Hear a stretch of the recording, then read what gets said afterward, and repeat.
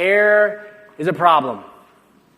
I mean, not only for your patients, that's why they want it removed, but I mean, hair is like, it's a thorn in my side, hair is. And here's why, because everybody's doing it, some form of it, whether it's waxing, threading, so not only are now we competing with other medical spas, and so now we got salons involved, and now everyone's competing with us on hair.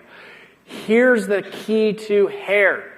Look at this data. Now, this is a little old now, but the amount of money spent on being hairless, and for the record, men are a hugely increasing population in this space. You need to pay attention. And here's why. Write this down. For retention. So, for the same reasons that I just said I hate it, because everybody's doing it, just know that your patient that you want in your Botox chair, or that you want in your Involve chair, or that you want in this chair, right? They're getting their hair done. And if you don't have hair, they're going somewhere else that's doing hair. And hopefully it's not the person across the street that's also doing all the other things that you're doing. So for me, it becomes a necessity to have hair as an option simply for retention, let alone income generation. Because people have, unfortunately, raced to the bottom for hair and just really undercut everything. So prices are really, really cheap for hair. But it's necessary. So the reason why I love the fact that InMode included this on my device is I did not have to buy a separate hair standalone device and spend hundreds of thousands of dollars for hair. This was on a machine that does a ton of other things that's generating a ton of other cash.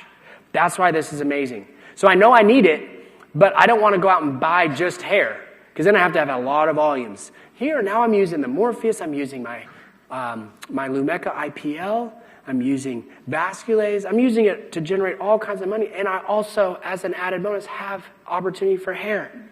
So it's beautiful that they put this on here for us. The Diolaze XL is the one that's included. The gold standard wavelength, if you look historically, is considered to be 810. So this is seeking a chromophore that's melanin. So this wavelength is looking for dark pigment in a hair shaft.